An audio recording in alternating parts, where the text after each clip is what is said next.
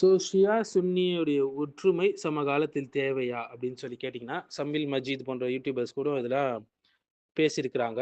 அவங்க எண்ணம் நல்ல ஒரு எண்ணமா இருக்கு. ஆனா அது சாத்தியமா அப்படின்னு சொல்லி கேட்டிங்கன்னா, இது பல நூற்றாண்டுகளாக விவாதிக்கப்படக்கூடிய ஒன்றுங்க. இன்னைக்கு நேத்து வந்த ஒரு விருப்பம், ஆசை இல்ல எல்லாருக்கும்.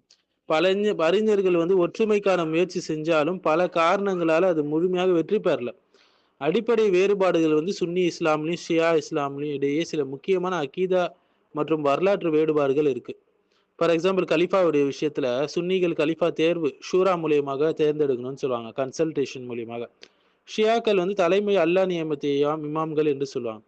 அதுல முக்கியமான நபர் அலி இப்னு அபி தாலிப் என்று சொல்லுவாங்க. இமாமத் கொள்கை இருக்கு ஷியால. 12 இமாம்கள் வந்து தெய்வீகமாக தேர்ந்தெடுக்கப்பட்டவர்கள் என்று சொல்லுவாங்க. இது சுன்னி அகீதால கிடையாது. சில சஹாபாக்கள் பற்றிய பார்வை சுன்னி முஸ்லீம்ல அபூபக்கர், உமர் ரலியல்லாஹு பார்த்தீங்கன்னா, இவங்களை மதிக்கிறாங்க. ஆனா சில ஷியா பிரிவுகள் அவங்களை விமர்சிக்கிறாங்க. சிலர் வந்து சாபம் இடுறாங்க. ஸோ ஒற்றுமைக்கான முயற்சி, இதை வந்து பலரும் விரும்பி பெரும் உலமாக்கள் இதுக்காக முயற்சி செஞ்சாங்க. ஆனா பெரும்பாலும் ஃபெயிலியர்ல தான் போய் முடிஞ்சுது. ஃபார் எக்ஸாம்பிள் முஸ்தபா அஸ்ஸீபாயி பெரிய ஒரு மார்க்க அறிஞர். சிரியாவுடைய அறிஞர் அவர். முஸ்லிம் பிரதர்ஹுடைய தலைவர். அவர் வந்து ஷியா சுன்னி ஒற்றுமை தேவை என்று நிறைய பேசினார். இஸ்லாமிய உலகம் ஒன்றாக இருக்கணும் என்று முயற்சி செஞ்சார். ஆனால் பின்னால அவர் சொன்னது, அவருடைய எக்ஸ்பீரியன்ஸ சொல்றாரு. அடிப்படை அகீதா வேறுபாடு இருப்பதால முழு ஒற்றுமை கடினம்னு சொல்லி சொன்னார். இன்னும் மஹ்மூத் ஷல்தூத் அல் அஸ்ஹருடைய ஷேக் இவங்க. ஆ ஷியா ஜாஃபரி மதஹப் வந்து ஒரு இஸ்லாமிய பள்ளி என்று சொன்னாங்க. ஆனால் இது அரசியல் மட்டத்துல இருந்தது. மக்கள் அளவுல ஒன்றிணைவு ஏற்படல என்று சொன்னாங்க. மேலும் ரஷீத் ரிதா அவங்க ஆரம்பத்துல ஒற்றுமையை ஆதரித்தாங்க. பின்னால ஷியா நூல்களை பார்த்த பிறகு அதை விமர்சிச்சாங்க. ஷேக் யூசுப் அல் கர்தாவி அவங்க ஒரு காலத்துல ஷியா சுன்னி உரையாடல்களை ஆதரிச்சாங்க. நிறைய அதுக்காக கஷ்டப்பட்டாங்க. பின்னாடி வந்து ஈரான் அரசியல் மற்றும் சில ஷியா கருத்துக்களை விமர்சிச்சாங்க. ஏன் முயற்சிகள் தோல்வி அடைஞ்சதுன்னா அகீதா வேறுபாடு இருக்கு. இமாமத் சஹாபா இது போன்ற பார்வைகள் அடிப்படை விஷயங்கள் இருக்கு. வரலாற்றுல நிறைய காயங்கள் இருக்கு.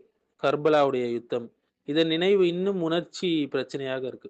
அடுத்தது அரசியல் ரீதியாக நவீன காலத்துல ஈரான் சவுதி அரேபியா இரண்டு பிராந்திய அரசியல் போட்டி இருந்துகிட்டே இருக்கு. ஸோ இன்றைய அறிஞர்கள் சொல்லக்கூடிய நிலை என்னன்னா, பல சுன்னி அறிஞர்கள் என்ன சொல்றாங்கன்னா, முஸ்லிம்கள் ஒருவரை ஒருவர் எதிர்த்து போராடக்கூடாது, ஆனால் அகீதா வேறுபாடு மறைக்கப்படக்கூடாது அதே நேரத்துல அப்படின்னு சொல்றாங்க. ஸோ வந்து சில அமைதி ஒத்துழைப்பு சாத்தியம், ஆனால் முழு அகீதா ஒற்றுமை கடினம். குறிப்பாக 20ஆம் நூற்றாண்டுல சுன்னி ஷியாவுடைய யூனிட்டி சம்பந்தமாக நிறைய முயற்சிகள் பெரிய அளவுக்குல எடுக்கப்படுதுங்க. பிரபலமானது அதுல வந்து தாரத் தக்ரீப் என்று சொல்லுவாங்க. இந்த ப்ராஜெக்ட் தான் தாரத் தக்ரீப் ப்ராஜெக்ட். தாரல் தக்ரீப் வந்து சுன்னி ஷியாவுடைய யூனிட்டிக்கு ரொம்பவே முயற்சி செஞ்ச ஒரு ப்ராஜெக்ட். 1940களில் கைரோ நகரத்துல தாரத் தக்ரீப் பைனல் மதாஹிப் அல் இஸ்லாமியா இஸ்லாமிய மதப்பள்ளிகளுக்கு இடையேயான ஒற்றுமை மையம் ஒன்று உருவாக்கப்பட்டுச்சு. இதனுடைய நோக்கம் என்னன்னா, சுன்னி இஸ்லாம் ஷியா இஸ்லாம் ரெண்டு பிரிவிலையும் ஒன்றாக கொண்டு வர்றது. இதில் கலந்து கொண்ட முக்கிய அறிஞர்கள் யார் பார்த்தீங்கன்னா, மஹ்மூத் ஷல்தூத் அல் அசர் பல்கலைக்கழகத்துடைய முக்கியமான ஷேக் இவங்க. அவங்க 1959 ஒரு புகழ்பெற்ற ஃபத்வா கொடுத்தாங்க. ஜாஃபரி ஃபிக் என்பது ஷியா சட்டப்பள்ளி வந்து இஸ்லாமிய பள்ளிகளில் ஒன்று என்று கொடுத்தாங்க. அடுத்தது முஸ்தபா சீபாய் சிரியாவுடைய இஸ்லாமிய சிந்தனையாளர், ஆல்ரெடி நம்ம பார்த்தோம். ஆரம்பத்தில் ஷியா சுன்னி ஒற்றுமை ஆதரிச்சாங்க. அடுத்தது முகமது தகி அல் கும்மி, இவர் ஒரு ஷியா அறிஞர், தாரு தக்ரீப் அமைப்புடைய முக்கிய நிறுவனர். அவர் ஆரம்பத்தில் வெற்றி பெற்றது. 1940 1950களில் சுன்னி மற்றும் ஷியா அறிஞர்கள் ஒரே மேடையில் பேசினாங்க, ஒரே ஜேர்னல் வெளியிட்டாங்க, பரஸ்பர புரிதலை வளர்க்க முயன்றாங்க. இதனால இஸ்லாமிய ஒற்றுமை என்ற ஒரு பெரிய நம்பிக்கை உருவாச்சு.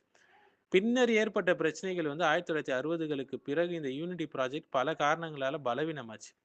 அதுல ஒன்று வந்து அக்கீதா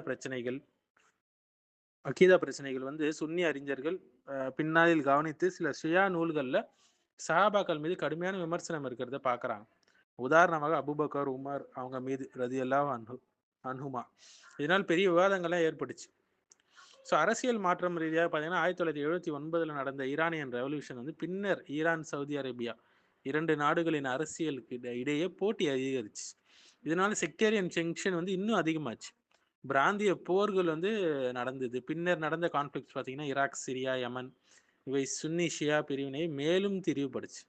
ஸோ முடிவில் தாரு தக்ரீபுடைய முயற்சி ஆரம்பத்தில் பெரிய நம்பிக்கை தந்துச்சு. ஆனால் நீண்ட காலத்தில் முழுமையான ஒற்றுமையை உருவாக்க முடியல.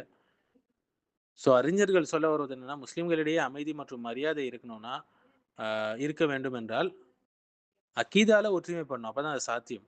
ஆனா அக்கீதாவுடைய வேறுபாடுகளை மறைத்து ஒரு ஆர்ட்டிஃபிஷியலான யூனிட்டிய உருவாக்க முடியாது. அது எந்த பலனையும் தராது.